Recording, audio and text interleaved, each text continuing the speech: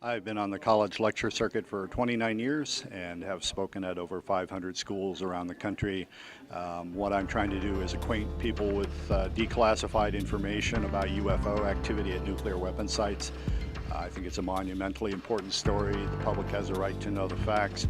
We think that the government does not have a right to keep the American people in the dark decade after decade. There are a great many cases worldwide going back to the 1950s involving law enforcement personnel around the world seeing landed craft on the ground and standing near the craft or walking around the craft or sometimes being sighted through windows.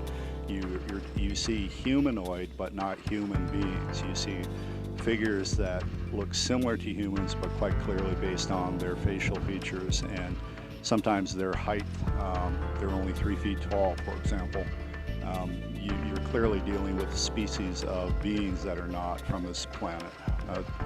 Technologically they're well in advance of what we have. In my view, we're dealing with somebody from somewhere else, a race of beings from some other world.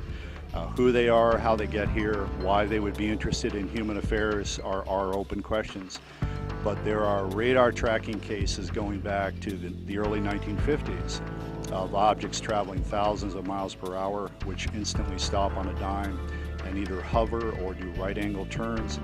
No aircraft even in 2010 can do that on any country on Earth. And so I think we're dealing again with a technology that strongly suggests that we're being visited by someone from somewhere else.